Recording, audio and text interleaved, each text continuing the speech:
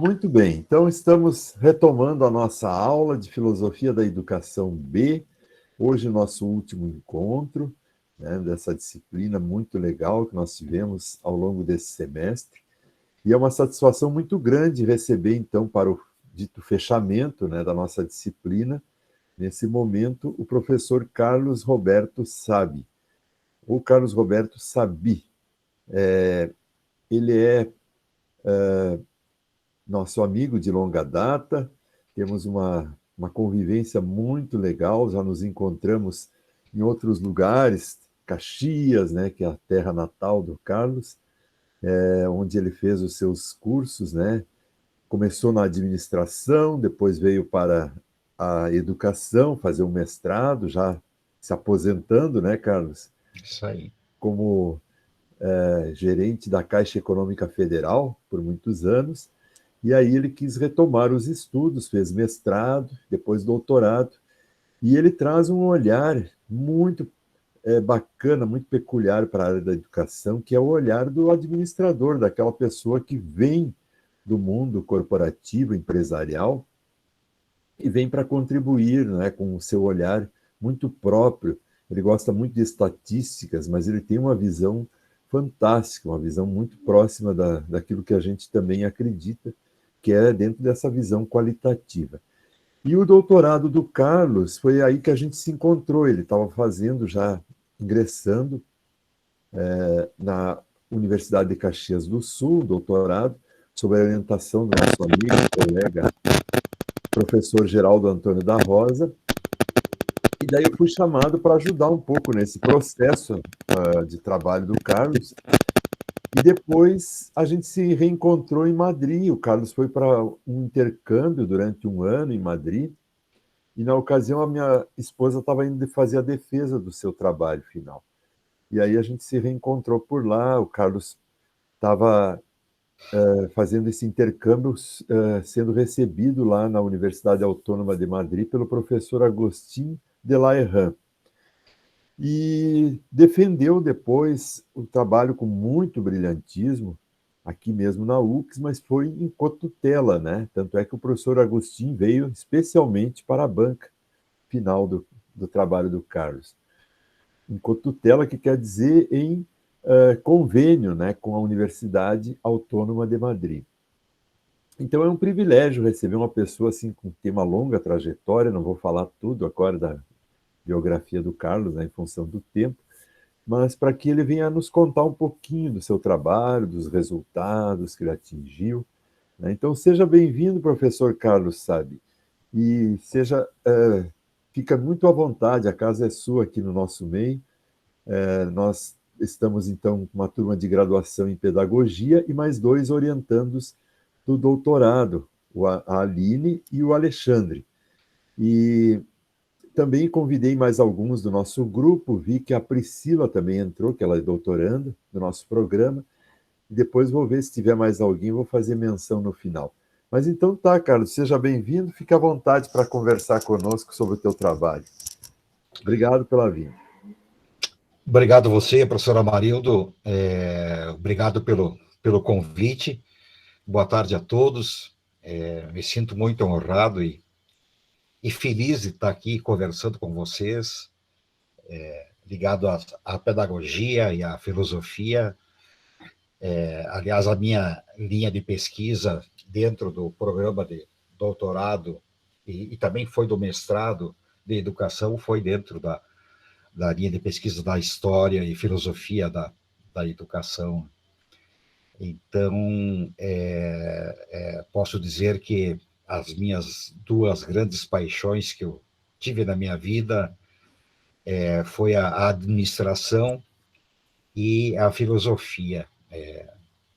Enquanto no mercado de trabalho eu tive que priorizar a administração para o sustento da família, já que a filosofia não oferece todas essas condições. Por isso, meu profundo respeito por quem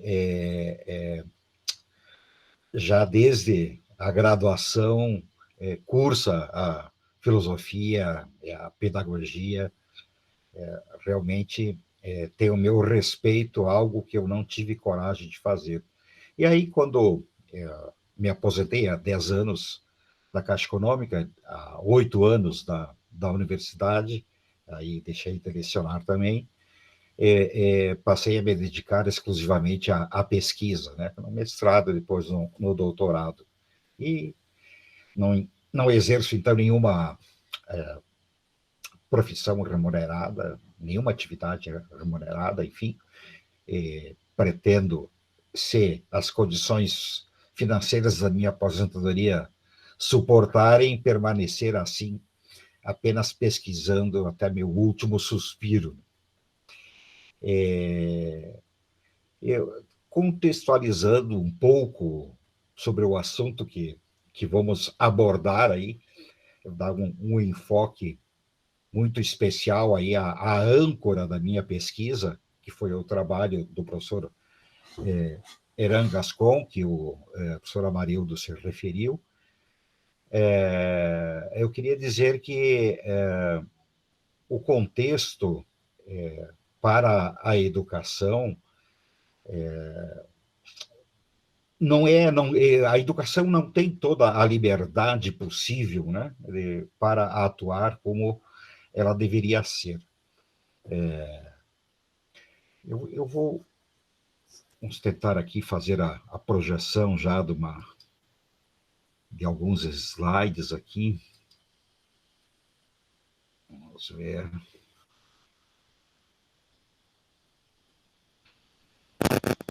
Está aparecendo? Está aparecendo. Sim. Ficou em tela cheia? Ficou em tela cheia. Ficou. Então, aqui tem uma situação atribuída a Epiteto, que diz que qual é a primeira coisa que deve fazer quem começa a filosofar? Rejeitar a presunção de saber. De fato, não é possível começar a aprender aquilo que se presume saber. Então, eu sempre digo nessa linha, né, que a imaginação é mais importante para o conhecimento do que o próprio conhecimento, porque enquanto a imaginação transcende todos os paradigmas, todo o tempo, todo o espaço, o conhecimento delimita, né? Então, a importância da imaginação é fundamental. Também gosto de dizer que toda a verdade contém uma dose considerável da ilusão, da certeza, né? E isso tudo para tentar, assim, nos situar no contexto, na medida em que o ser humano é algo infinitamente pequeno diante do universo. E, além disso, cientificamente, nós temos todos os indícios e algumas comprovações da capacidade da nossa expansão, né, cognitiva, e que estamos muito longe disso ainda. Então, até quando nós se comparamos com outros seres vivos, há algum sentimento assim que somos seres superiores, e eu acho isso um absurdo muito grande, porque aí sim não temos efetivamente provas de que somos melhores do que outros seres vivos, e especialmente quando se olhar para a vida na sua essência, quebrando o paradigma do próprio mercado, que é um dos principais desvirtuadores dos valores, né, e, consequentemente, do conjunto de virtudes que o ser humano deveria prezar, a gente tem todo esse contexto, né, de sofrimentos. E é uma outra pesquisa que eu estou desenvolvendo, eu acabei inserindo aqui apenas para demonstrar que também não podemos só falar mal do mercado, né? Aqui nós temos nesse gráfico aqui, que começa lá em 1820, vai até 2015, e nessa linha marrom é a linha da extrema pobreza, e a linha verde é a linha do total de população. Então, a gente pode observar lá no início, 1820, a maioria absoluta da população vivia na extrema pobreza, né? Pouquíssimos estavam fora dessa linha. E aí a população foi aumentando, e com o surgimento da Revolução Industrial, a produção de riqueza no mundo foi aumentando, né? E aí o aumento linear foi muito pequeno nos anos que se seguiram, e foi proporcionalmente caindo em relação ao número da população total, e chegando lá nos anos de 1980, aí começou a cair nominalmente, né, a pobreza no mundo.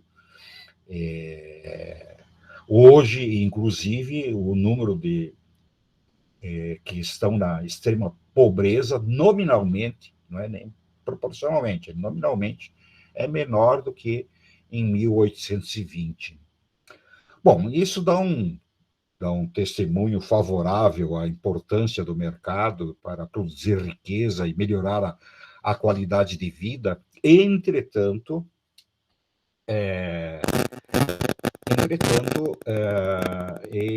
o mercado tenta comandar a vida nossa como um todo. E como o próprio professor Eran Gascon salienta muito, a vida requer um desenvolvimento de atributos que estão muito além do que o próprio mercado necessita. Então, a pedagogia precisa se preocupar com algo além do mercado. E aí tem as dificuldades, né? Exatamente porque o mercado tenta se impor. Os slides estão mudando aí, né, professora Maredo? Sim, estão mudando. Ok. Então, o que a âncora do meu trabalho, da minha pesquisa, é o trabalho do professor doutor Agostinho de Laerent Gascon, denominado Pedagogia Radical e Inclusiva, que eu vou me ater a maior parte do tempo nesse breves minutos que nós temos para conversar. Eu poderia, assim, de antemão, dizer que fui um privilegiado. Primeiro, a felicidade de ter recebido a bolsa da CAPES através da UX para um doutorado de sanduíche, e ainda por um período de 1 ano. E depois pelo encaminhamento que o professor Geraldo e o professor Amarildo deram para a minha bolsa, para junto do professor Agostinho de Laerent Gascon. Um privilégio muito grande, porque o trabalho que ele desenvolve há mais de 30 anos, que é esse que nós vamos falar, não tem nada parecido em todo o planeta. É um sistema pedagógico para a busca de uma ampla consciência, como está dito aí na apresentação. Se tivesse que dar um prêmio Nobel para alguém da educação, eu não tenho dúvidas nenhuma que não existiria ninguém mais apto que o professor Eran Gascon. Realmente o trabalho dele é brilhante. E ele parte dos pressupostos que eu já vinha falando aí sobre o ser humano ser egocêntrico, né? Que tem a origem, esse egocentrismo, no seu estado primitivo, lançando um olhar positivista para o ser humano, que ele pode evoluir e muito né, e muito. E o outro de que ele não sabe que nada sabe. Tem um filmezinho no YouTube sobre a vida de Sócrates, aonde é um filme italiano, mas até tem legenda em portuguesa. E é um filme muito bacana, até um filme de 1h30, mais ou menos. E no meio desse filme conta a história de Sócrates sobre a pesquisa que ele fez em Atenas para descobrir quem era a pessoa mais inteligente.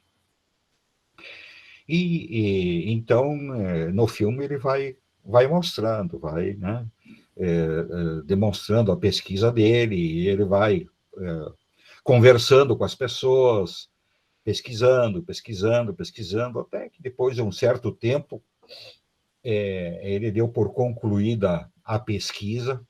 Ele achou que já tinha conversado com todas as pessoas que poderiam ser a mais inteligente, e ele concluiu que ele, Sócrates, era o mais inteligente. Por quê? Porque ele, ao menos, sabia que não sabia de nada. Particularmente, eu acredito esta ser uma descoberta das mais brilhantes, se não a mais brilhante do ser humano. Descobrir aonde nós se situamos, e especialmente dentro da pedagogia e da filosofia, eu acho que esse princípio é fundamental para se desenvolver qualquer tipo de pesquisa, na área de humanidades como um todo, né? Saber que nada sabe. Se alguém quiser, em algum momento, interromper, fiquem à vontade, né? Evidentemente que no final vou guardar espaço aí para responder eventuais inquietudes, questionamentos, mas se quiserem interromper, fiquem à vontade.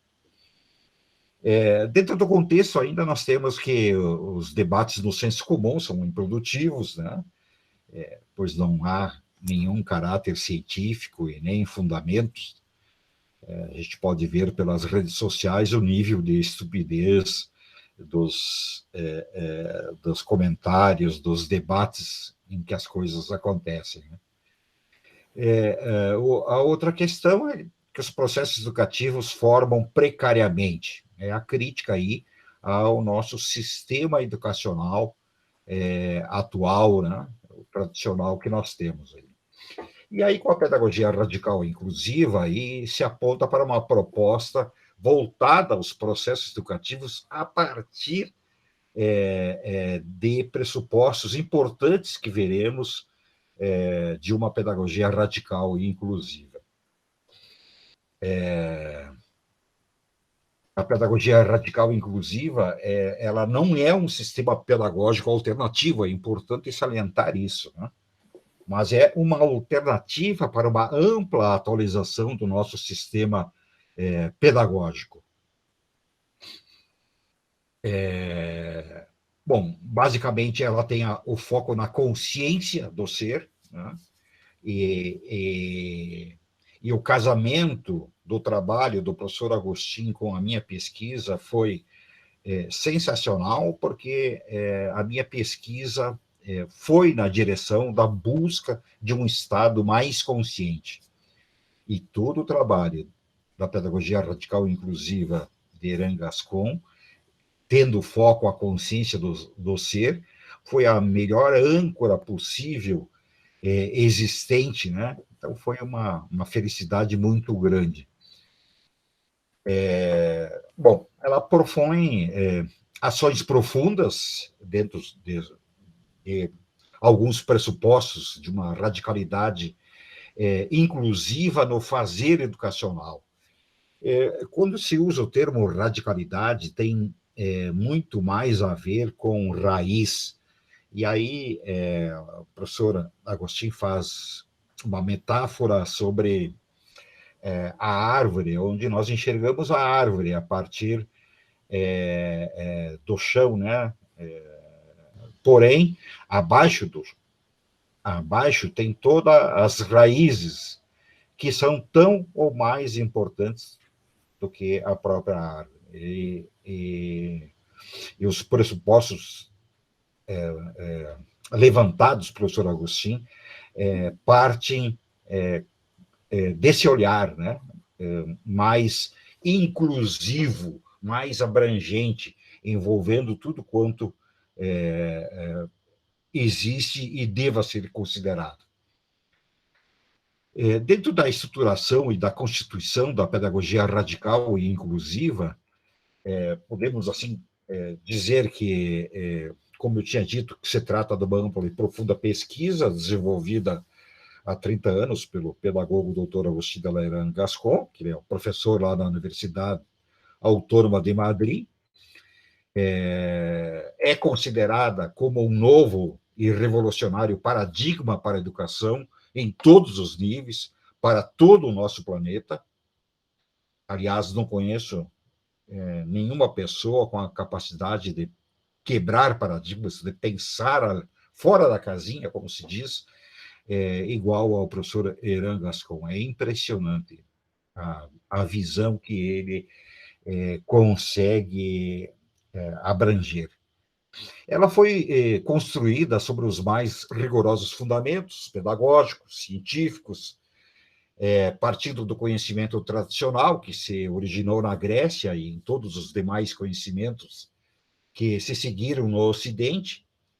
Porém, e aí está um dos aspectos elementares e fundamentais, dentro daqueles princípios da inclusão, né, de tudo quanto existe de importante, o conhecimento produzido no Oriente. Essa era uma das maiores inquietudes que eu tinha, e ainda lá na época do mestrado, eu consultava todos os meus professores a respeito disso, tentando entender o porquê que a nossa pedagogia no Ocidente não abrange o conhecimento produzido no Oriente. Em primeiro lugar, descobri que não era só no Brasil, é em todo o Ocidente que é esse padrão, e todas as explicações que eu recebi, elas só atestaram indiretamente de que foi uma falha fenomenal, histórica da pedagogia, ignorar o conhecimento produzido no Oriente. E essa brecha terrível foi, digamos, corrigida pelo professor Agostinho. E ela parte de quatro principais problemas. A pedagogia radical inclusiva parte desses quatro problemas. O primeiro é que a educação atual ela não educa plenamente. O segundo é a confusão que é feita com a doutrinação, que a doutrinação, muito embora é importante em alguns raros momentos da vida, mas de uma forma geral, dentro de um contexto da educação ou da pedagogia, pode-se dizer que é a antítese da própria educação. E essa confusão se faz mundo afora até hoje. O terceiro é que a escola responde apenas às demandas sociais, aquelas questões mercadológicas a que eu me referi inicialmente, né? E tanto as demandas mercadológicas e sociais são importantes, né? Mas nem todas as necessidades educativas para formar um ser humano na direção de um ser pleno, com um estado consciente ampliado,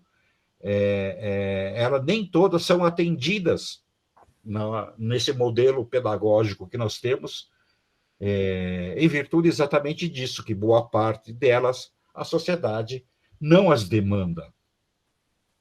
E o quarto problema é que a educação tradicional é muito periférica, portanto, muito superficial. E a partir, então, desses problemas, pode-se observar que os currículos da educação tradicional eles são compostos de duas dimensões. Isso é um padrão internacional, né? onde o currículo, esse atual, bidimensional, ele é formado pela dimensão disciplinar e pela dimensão transversal, ou baseado em necessidades demandadas. Essa primeira dimensão, denominada de disciplinar, é composta daquelas disciplinas tradicionais que estudamos, né? Português, matemática, história, geografia, enfim. E a segunda é a transversal, que é composta de outros temas, como, por exemplo, educação ambiental, educação para a paz, ecologia, enfim. Creio que todos sabem disso que eu estou falando, mas apenas para nos situar, né? Recordar. E aqui nós temos numa imagem gráfica aí, o nosso currículo atual, em 2D, que é baseado em demandas, né? Onde nós temos, então, a dimensão disciplinar, aquelas disciplinas básicas, e a dimensão transversal. Esse é o padrão que se pratica em todo mundo. Essas duas dimensões do currículo, o professor Agostinho salienta, que definem, como qualquer outra dimensão, um plano. Né? E um plano, por definição, obviamente, não tem profundidade. Também há que se dizer que os temas transversais são expressões substantivas da educação em valores. E os radicais, que nós vamos entrar, por sua vez, eles são verbais, casuais, mal conectados com a educação mais consciente. E a proposta da pedagogia radical inclusiva é inserir uma terceira dimensão, onde estariam situados os temas radicais a partir da consciência, e onde, aí sim, iria se situar a profundidade. Aqui, então, nós teríamos, dentro da proposta da pedagogia radical inclusiva, um currículo atualizado, adequado às necessidades do ser humano, onde, além da dimensão disciplinar e além da dimensão transversal existentes, se iria inserir a dimensão radical. Aqui nós temos falar brevemente aqui dos fundamentos da pedagogia radical inclusiva, que na esquerda nós temos uma pirâmide, onde na base tem 3 construtos ali, que seria a investigação, a autoformação e a inovação, que todos levariam para uma evolução da consciência. E essa imagem da direita, aqui nós temos aí os construtos radicais e inclusivos para a formação, onde estão aí na base dos construtos dessa pirâmide de quatro pontas, aí o egocentrismo, a evolução da humanidade, a maturidade e a consciência, levando para um autoconhecimento.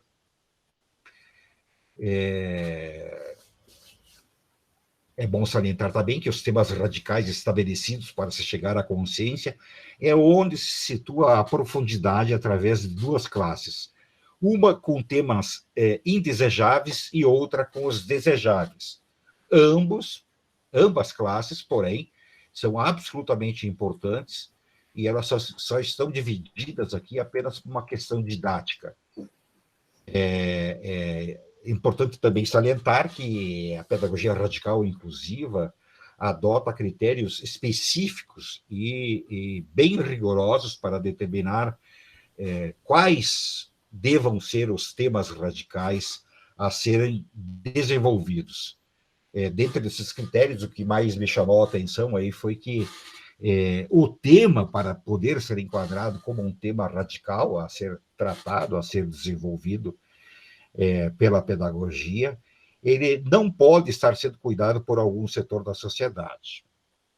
Por exemplo, eu questionei por que o perdão que é um elemento de desenvolvimento humano fantástico e extremamente difícil, quase impossível para a maioria de nós exercer o perdão, mas o fato é de que todas as mazelas que nos acontecem, se nós tivéssemos a capacidade de efetivamente perdoar, nós estaríamos se livrando de traumas, de barreiras, enfim, é algo para o desenvolvimento que dentro de um processo pedagógico é extremamente importante.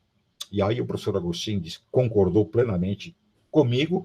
Ele disse que apenas não é adotado porque dentro do checklist que ele tem lá sobre se pode ser um tema radical ou não, ele não se enquadra num item que é de que ele está sendo cuidado pela sociedade, no caso pelas igrejas, né, pelas religiões,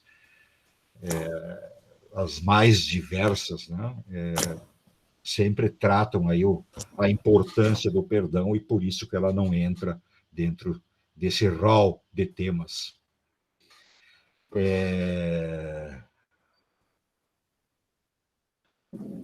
Aqui, então, dentro da linha dos indesejados e que devem ser tratados apenas como exemplos, né? Não são só esses, mas nós teríamos aí o doutrinamento ser tratado, a dualidade, o egocentrismo humano, que é uma enfermidade educativa, o estado condicionado, a estupidez, a tolice, a ignorância, a imaturidade de forma geral, né, que existe na humanidade, que se confunde com a própria estupidez, e a miopia e o raciocínio parcial. Né? Um raciocínio parcial é muito comum no senso comum, nós tomarmos,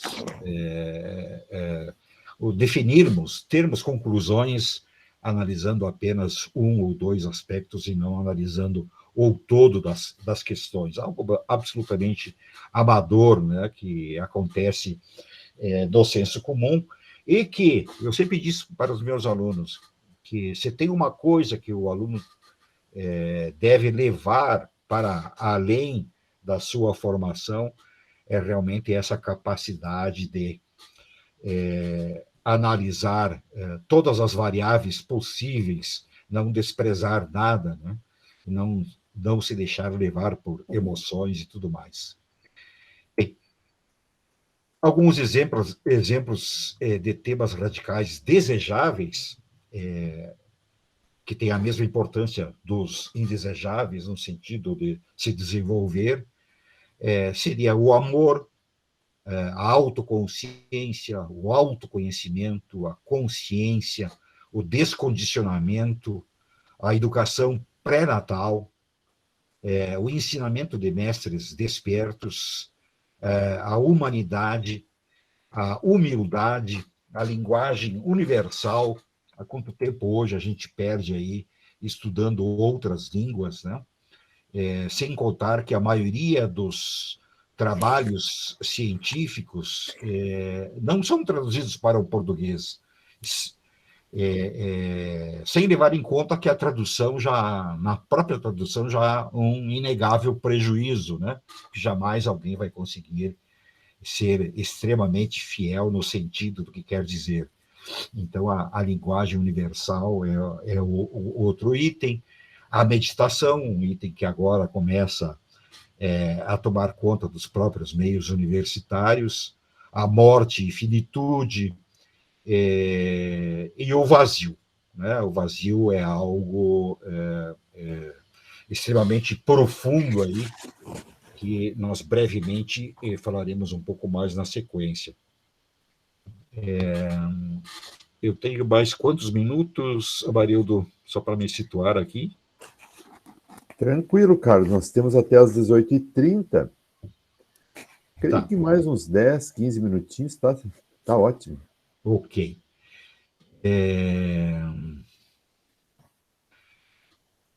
Aqui eu vou sintetizar aqui as fases da formação de um processo educativo completo dentro dos princípios, fundamentos da pedagogia radical e inclusiva.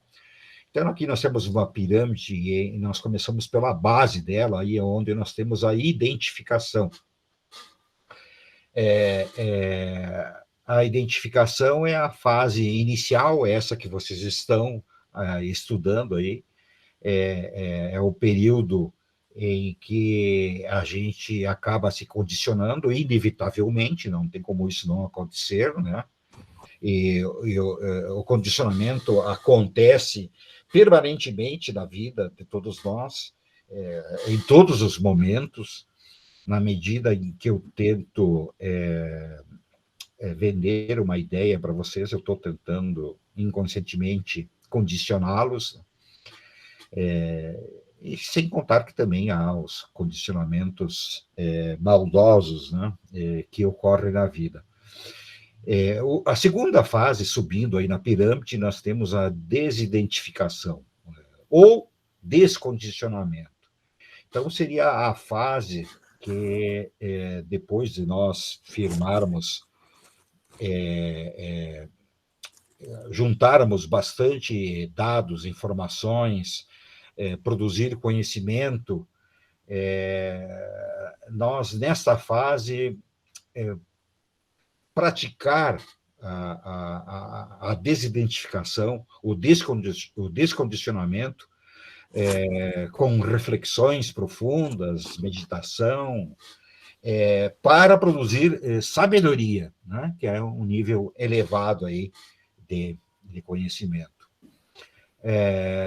Depois disso, vem a fase, subindo na pirâmide aí da reidentificação, que é a fase que, segundo o professor Eran Gascon, acaba acontecendo ao natural, após as duas fases iniciais, que é onde a gente começa a ter uma visão mais profunda e científica, global, espiritual, de tudo quanto é composta a vida, né? Olhar a própria ciência com olhares avançados. Acima disso, já na penúltima fase, aí se atinge, então, o autoconhecimento, que, de uma forma geral, é a última fase que se alcança dentro dessa pirâmide imaginada, de um processo natural e ideal de formação, sendo que algumas raras pessoas atingem o último espaço aí, que é o vazio. O conceito do vazio é não dizer nada, né? Porque o vazio é o vazio mesmo. Não tem nada. Essa é a fase mais absoluta, máxima, né, do processo de formação de Eran Gascon. Bom, eu posso dizer também que já lá na Espanha já há movimentos de inclusão na própria do próprio currículo pelo Ministério da Educação, de questões da pedagogia radical e inclusiva, e começou com a inovação e a inclusão da morte na educação. Tá? Enfim, aos poucos, o mundo começa a se dar conta do brilhante trabalho do professor Eran Gascon. Tem vários artigos aí, aqui são alguns aí, depois eu posso deixar com o professor Amarildo a apresentação, se alguém quiser se aprofundar. Enfim, já há uma ampla base de pesquisa aí. O que eu posso dizer é que, em algum momento, a voz de Eran Gascon haverá de despertar a educação, a humanidade, novos caminhos para um novo sistema pedagógico, né? Incluindo seus temas radicais, para uma formação adequada ao que se imagina, né, se constituir, o que pode se constituir o ser humano. Eu aqui digo, né, que, na verdade, não surpreende ainda não se ter o espaço devido e merecido para a pedagogia radical e inclusiva, pois os próprios temas radicais explicam o estado de coisas em que atualmente nós vivemos e convivemos, né? Então, há uma necessidade fundamental de se avançar nisso. A pedagogia radical e inclusiva é uma das conclusões de que foi a utilidade na minha pesquisa, enfim, para a definição e desenvolvimento de uma educação transformadora, baseada na consciência, na busca de um estado mais consciente. A conclusão é que se chega mais proeminente de que a formatação atual da educação é insuficiente para o despertar do ser humano. Bem, a minha pesquisa, então, só para encerrar rapidamente aqui, ela foi, então, obviamente, além do trabalho que já existe do professor Eran Gascon, e ela foi, o grande trabalho foi, né, essa busca desses elementos para a formação de um Estado mais consciente na formação humana, para o descondicionamento mais efetivamente, né? Que foi o título que foi algo que inspirou o próprio título da tese.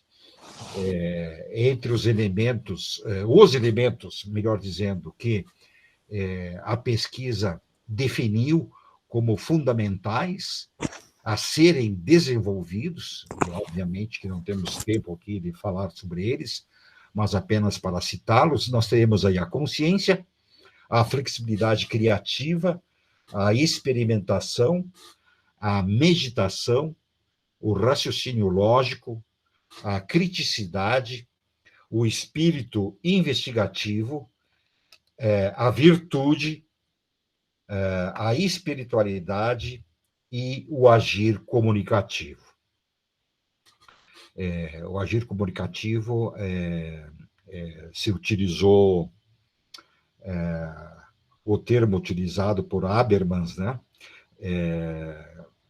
Que possivelmente ou certamente foi o pensador que mais se dedicou a investigar a comunicação, né, em todos os sentidos. Então, até como uma homenagem para ele, ficou aí a denominação de agir comunicativo, exatamente com esse sentido da comunicação humana. E depois, esses itens foram separados aí por similaridade, né? Então, os primeiros 4 formaram o primeiro construto, o segundo, os 3 seguintes formaram o segundo construto, os 2 seguintes, o terceiro construto, e o último agir comunicativo, o quarto construto. Sendo que a consciência é um tema radical, então está na proposta do professor Eran Gascon. A flexibilidade criativa ela já é um tema transversal, a experimentação também é um tema transversal, a meditação é um tema radical, o raciocínio lógico é um tema transversal, a criticidade da mesma forma, como o espírito investigativo. Agora, a virtude, não. A virtude é um tema radical, bem como a espiritualidade. E a comunicação é um tema transversal. Então, esses 10 pontos são os elementos fundamentais que deram um título à pesquisa, né? E no saldo final podemos ver que a pedagogia radical inclusiva possui 4 desses 10 elementos que a investigação apurou, pois são radicais, e os demais já estão, né, dentro da pedagogia como temas transversais. Mas todos eles, os 10, são os elementos básicos, fundamentais, necessários a serem desenvolvidos pelo ser humano para se alcançar um estado mais consciente. E aí, aqui no final, aqui temos um conceito do estado mais consciente, que trata-se de um conjunto de elementos básicos, virtuosos e eminentemente inclusivos, que pretende oferecer as condições imprescindíveis para a emancipação do sujeito e para o descondicionamento. Ele está disposto em 4 construtos, alinhados por similaridade de faculdades, e em cada um deles separados por elementos distintos, combinando em uma pirâmide denodada, intrépida e libertadora. E para sua constituição se recomenda a utilização da pedagogia radical e inclusiva. E aí, numa imagem, aí nós temos, então, aí uma pirâmide do estado mais consciente, que para se alcançar, então, aí nós temos aí 4 construtos, que seriam as 4 bases da pirâmide. Na primeira, então, repetindo, a imaginação, flexibilidade criativa, experimentação e meditação. Na segunda, no segundo construto, o raciocínio lógico, criticidade e espírito investigativo. O outro, terceiro construto, a virtude e espiritualidade. E o quarto e o último construto, o agir comunicativo. Todos esses 4 construtos, cada um com seus elementos, levariam o ser humano para um estado mais consciente. Enfim, desculpem ter me alongado um pouco, mas o tema é bastante profundo, né? Não tenho tanta capacidade de síntese assim, mas espero ter provocado bastante dúvidas em cada um de vocês aí. E fico à disposição se eventualmente houver alguma pergunta, alguma inquietude, alguma discordância, alguma dúvida. Maravilha, parabéns, Carlos. Excelente. Muito bom. Foi super sucinto, super breve. A gente sabe que o teu trabalho ele foi hercúleo. Foi um trabalho de roubar o fogo aos deuses, como Prometeu fez, né? Você foi lá em Madrid e trouxe esse fogo, essa chama da pedagogia radical inclusiva e levou além, muito além. Que bacana. Enquanto o pessoal pensa nas perguntas ou eventualmente algum comentário, eu vou fazer um marketing aqui bem pessoal, porque eu já recebi os livros que resultaram da tese defendida pelo Carlos. Então, se alguém se interessar, depois pode conseguir pela editora CRV, que é de Curitiba, Paraná. Vejam, ele transformou a tese em 3 livros enormes. Esse aqui, ó, O Despertar do Humano, nas trilhas de uma pedagogia radical e inclusiva. Está aí a foto dele, bem mais jovem. Não, mais jovem está agora, estou brincando. E com essa tese ele ficou mais jovem ainda. A pedagogia radical e inclusiva, caminhos e temas, né? Também saiu pela editora CRV. E por último, era o que ele estava comentando agora, elementos para o descondicionamento humano. Né? O humano está um pouquinho mais escuro aqui, não sei se aparece, está aqui embaixo. Uma formação para novos paradigmas. E eu tive a honra de ter sido convidado para fazer um dos prefácios. E aí eu só queria ler uma parte aqui que eu coloquei para... e o Carlos fixou o prefácio também aqui na contracapa do livro. Daí eu coloquei assim: certamente o raciocínio lógico, a criticidade, o espírito investigativo, a virtude e os outros subsídios apontados por Sabe vão desadormecer, reativar, provocar o despertar humano, não do sono dogmático, como queria Kant. Trata-se de retirar o humano hoje no fundo do fundo da caverna platônica, abduzido, né, quer dizer, transportado para lá, novamente pelas mais avançadas tecnologias das redes sociais. Né?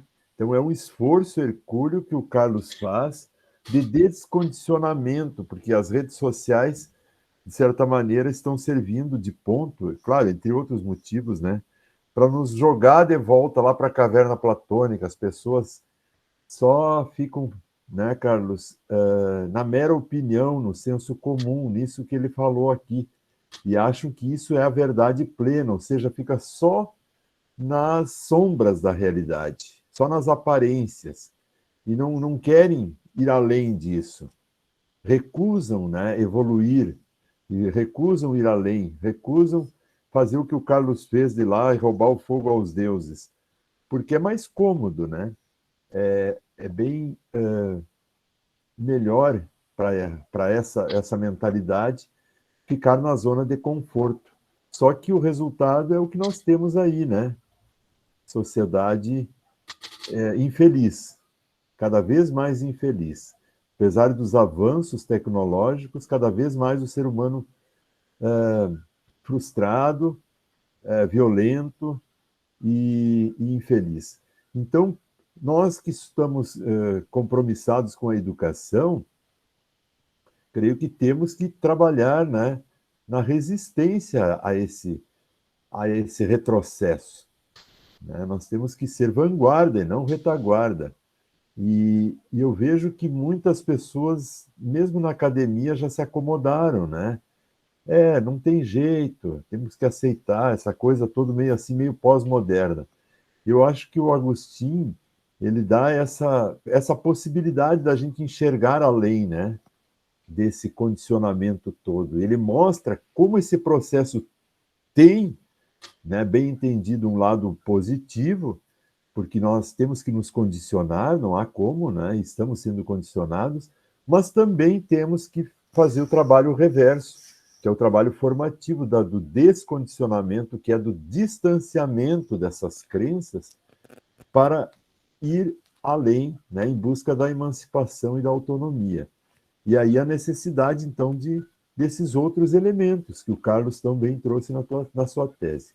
Então, parabéns pelo trabalho, Carlos, e agora nós vamos ouvir se o pessoal tem alguma opinião, pergunta, colocação. Fiquem à vontade. Se não falar, eu vou chamar os nomes aqui.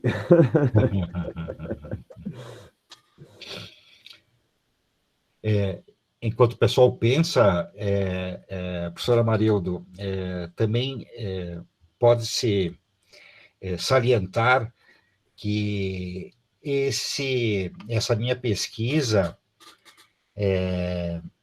teve um caráter inédito sobre alguns aspectos, e um deles, olha, até imagino que deva existir outros trabalhos, mas desconheço, e na minha pesquisa não descobri nenhum outro que tratasse do problema crônico que nós temos da desigualdade, que sabemos que ela existe lá desde a época das cavernas, né? E nós temos sido tão incompetentes que até hoje não só não conseguimos resolver, como ela tem aumentado, né? Uhum.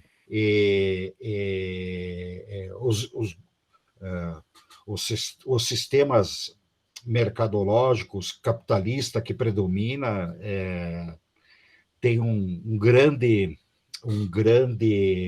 como é que chama? Defeito, digamos, que é a concentração de renda.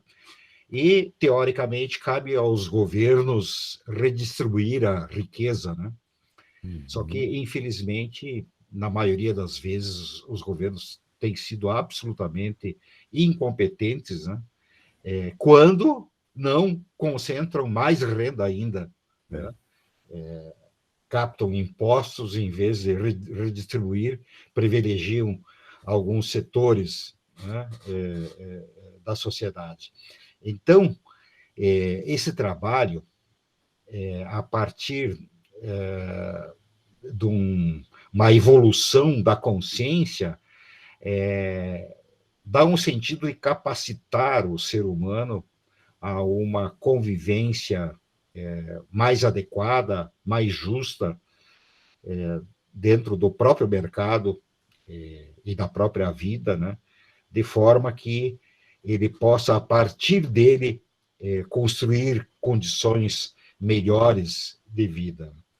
Então, evidentemente que isso não anula as responsabilidades dos demais setores da sociedade com esse problema crônico, né, que nós temos da desigualdade, mas nunca se pautou e nunca se trabalhou e nunca se discute, né, trabalhar a partir do ser humano, né, também essa questão. E essa capacitação, né, exatamente também proporcionaria uma diminuição das desigualdades sociais e econômicas, sem dúvida nenhuma. Perfeito. Esse é o norte, esse é a bússola, né, que nos guia. Que bom. Alexandre, Aline, querem falar alguma coisa? Perguntas?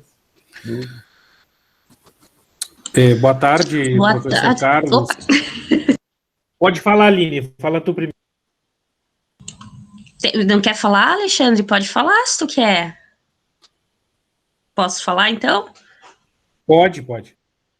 Então, boa tarde, professor Carlos. Agradeço a apresentação do senhor, muito boa. Assim, um trabalho, tenho interesse em conhecer melhor. Achei uma proposta excelente, assim. Não conhecia, mas sou muito grata aí por ter tido esse primeiro contato. E, professor, eu queria perguntar, né, a questão, né, dos temas transversais, né, e radicais, que o senhor citou a questão do perdão, né, que ele não entraria como um tema radical, porque a igreja, né, trata. E a espiritualidade, no caso, ela entra como um tema radical, né, e então a gente já percebe o quanto a igreja, às vezes, né, não trata a questão da espiritualidade, né, como deveria ser. Então, achei muito interessante essa proposta de ser um tema radical, a espiritualidade, me chamou a atenção. E eu gostaria de saber, professor, a questão da gratidão, por exemplo, ela poderia se encaixar como um tema radical ou ela se encaixaria como um tema, né, transversal? Agradeço, professor. Belos questionamentos, Aline. Agradeço pela contribuição. De fato, quanto à espiritualidade, ela é tratada de uma forma muito limitada nas religiões, né? A espiritualidade a que se refere ali é o que eu não tive tempo, né, de explicar mais detalhadamente cada tema radical, mas a espiritualidade é num sentido bem amplo, assim, né, no sentido da própria, não só da própria alma, mas da própria consciência, a consciência como fenômeno. Né? Eu penso em levantar meu braço direito, ele ergue. Esse fenômeno, ele tem um sentido fundamentalmente espiritual. Né? Ele transcende aí os princípios, muito embora alguns deles, os cientistas, defenderem ser de origem orgânica, né? Mas é um debate aí científico que, digamos que nem se iniciou ainda, né? Até porque os próprios neurocientistas atribuem esse como sendo o maior mistério de todo o universo. Né? Então, a espiritualidade tem esse sentido bem mais amplo. E quanto à inclusão da gratidão, você fala? Bom, sabe que até pode ser. Os que eu citei ali como temas radicais foram apenas alguns exemplos, e eu não tenho na mão aqui o checklist agora do professor Agostinho, para até ter que fazer um estudo profundo de cada item para ver se enquadra ou não, né? Mas talvez sim, porque realmente me parece algo muito importante mesmo, né? Para o nosso autodesenvolvimento, termos presente, né, a gratidão como uma forma de convívio mais qualificada, mais purificada, né? Pode ser, eu só não posso te afirmar exatamente porque teria que passar por esse profundo checklist aí que o professor Agostinho coloca aí para definir os temas, né? Muito obrigada, professor. Muito obrigada. Obrigado a você. Alexandre, Tá teu desligado. microfone está fechado. Desculpe. Professor, é um prazer conhecê-lo. E também agradeço, né, as contribuições. Eu realmente já tinha ouvido de forma inicial, né, o professor Amarildo citar, né, a pedagogia radical, mas foi muito importante entender quais são os problemas, quais são os princípios, né, os temas por ela abordados, né, e realmente alguns desses temas são alguns tabus e alguns temas que sem os quais a gente não consegue esse nível de esclarecimento, de autocompreensão e de efetiva humanização, né, e emancipação, como o professor Amarildo também colocava. Eu achei muito interessante e didático a forma como o senhor nos traz essas explicações, a representação gráfica ali do cruzamento entre as questões disciplinares, né, que nós temos, os temas também transversais, e então a dimensão radical também, a importância, né, desses temas. O que eu gostaria de lhe perguntar mais especificamente, achei bem interessante também, um dos temas tabu, antes de dizer, a questão da morte da finitude, que muitas vezes a gente não aborda, né, nos nossos currículos. Eu, como pedagogo, orientador educacional, aqui temos vários graduandos, então, da pedagogia, né, e que esse é um tema que também precisa, com o qual precisamos lidar, que faz parte da humanidade, faz parte da confusão com a doutrinação. Qual é a compreensão da pedagogia radical sobre isso, no caso? Sobre a pedagogia, a pedagogia da morte? Não, sobre a questão lá Que do falhou quando um pouquinho aí o áudio que eu não consegui captar. Sim, o senhor nos colocava os 4 problemas. Sim. O segundo problema tratava da confusão com a doutrinação. E é sobre isso que eu gostaria de uma melhor explicação do senhor. Sim. Perfeito.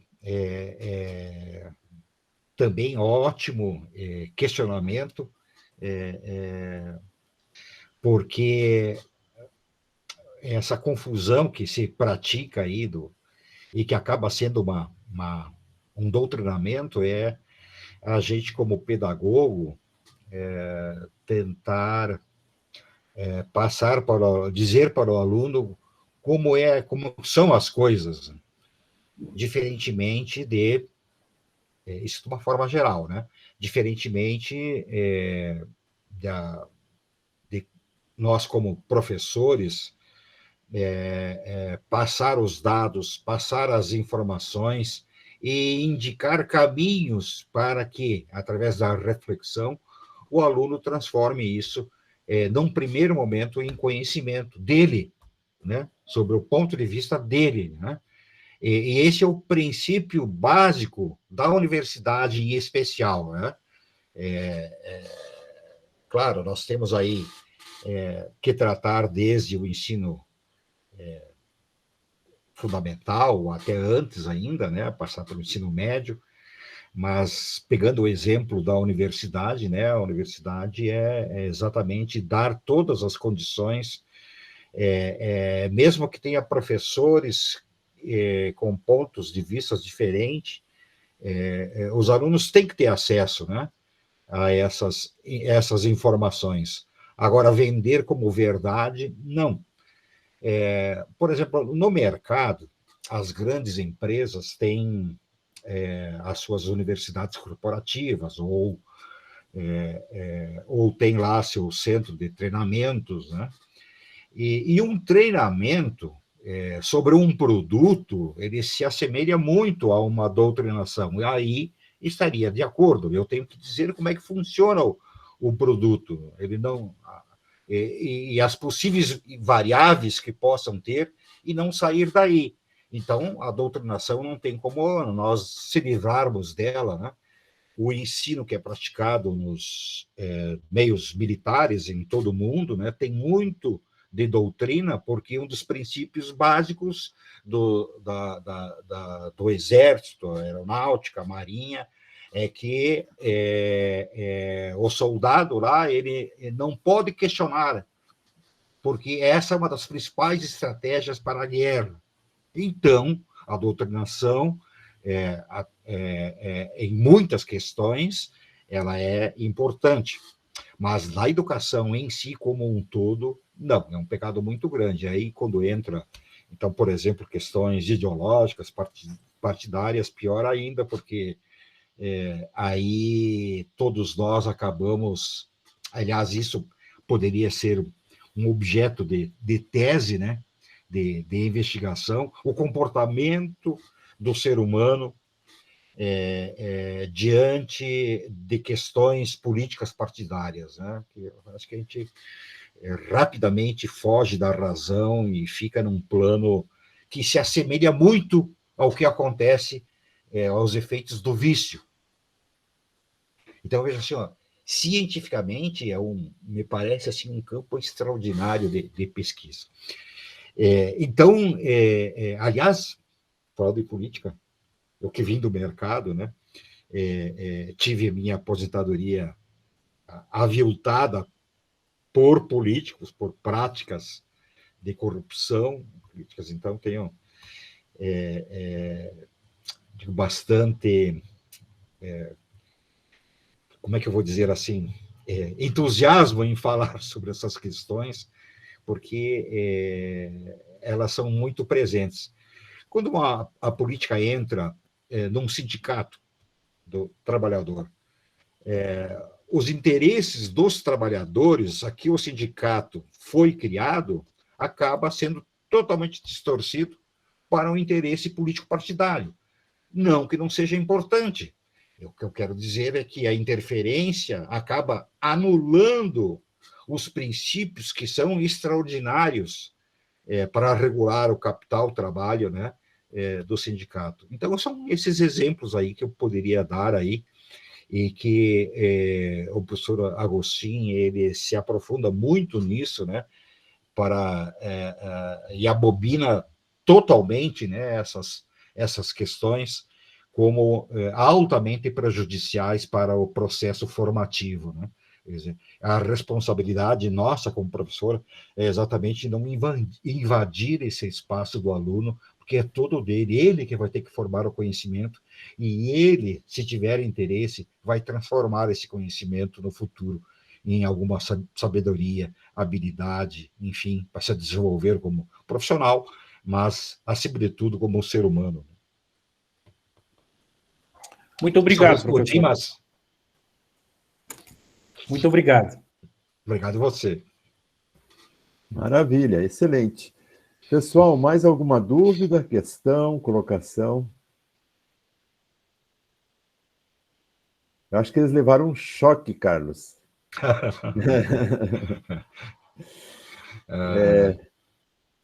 E ficaram paralisados. Ana Clara, Júlia, Suzane. Não? Então a gente vai agradecendo, Carlos. Era isso. Nosso pessoal, eles ficam escutando aquela tensão, assim, de corujinha, né? E isso é bom, com o tempo, ele se solta.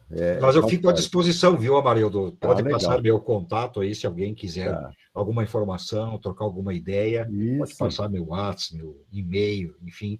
Eu sempre vou ter maior prazer em trocar ideias com você sobre esses temas, objeto das minhas pesquisas, com enfim. certeza. Vamos fazer mais vezes, vamos fazer umas lives aí mais seguido.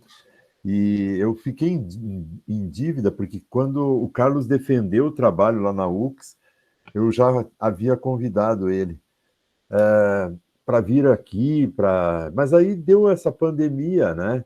A gente queria trazer o Carlos aqui, fazer sei lá, uma aula inaugural com algum curso, fazer um lançamento dos seus livros, tudo isso era previsto, mas infelizmente, e aí foi ficando, foi passando, e a gente acabou não mais trabalhando em conjunto, mas eu acho que de agora em diante, aconteça o que acontecer, físico ou virtual, vamos fazer esses contatos.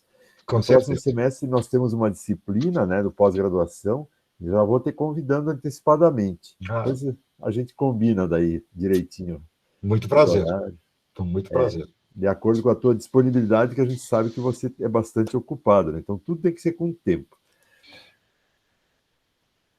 Então tá ótimo, os comentários aí foram muito positivos, tá, Carlos? O pessoal está colocando a explanação ótima, foi excelente, professor Carlos, muito obrigado. Obrigado pelas contribuições, professor. O Giovanni, saio do banho com um cobertor. Ah, e a conversa de antes que nós estávamos falando lá. E a Aline também, né, que acabou de agradecer. E a Daniele, muito obrigado. Excelente tarde. Então, que ótimo. Aí eu vou pedir agora, então, antes de encerrar, que o pessoal fique mais um pouquinho, o pessoal da turma mesmo, só para a gente combinar algumas dúvidas que eles tinham com relação às entregas de trabalho. E, seu Carlos, professor Carlos, amigo Carlos, muito obrigado pela tua presença.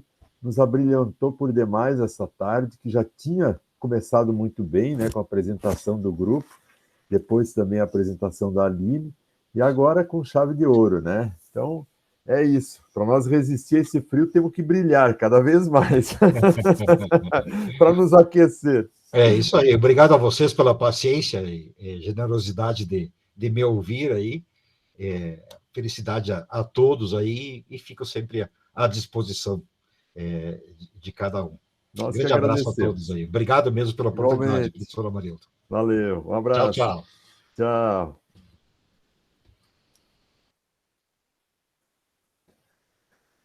Então era isso, pessoal. Quem sabe agora a gente, se o Alexandre quiser ficar e a Aline, fiquem à vontade. Eu ia só conversar com eles, né? Vou terminar então a questão da gravação para interromper a gravação, para nós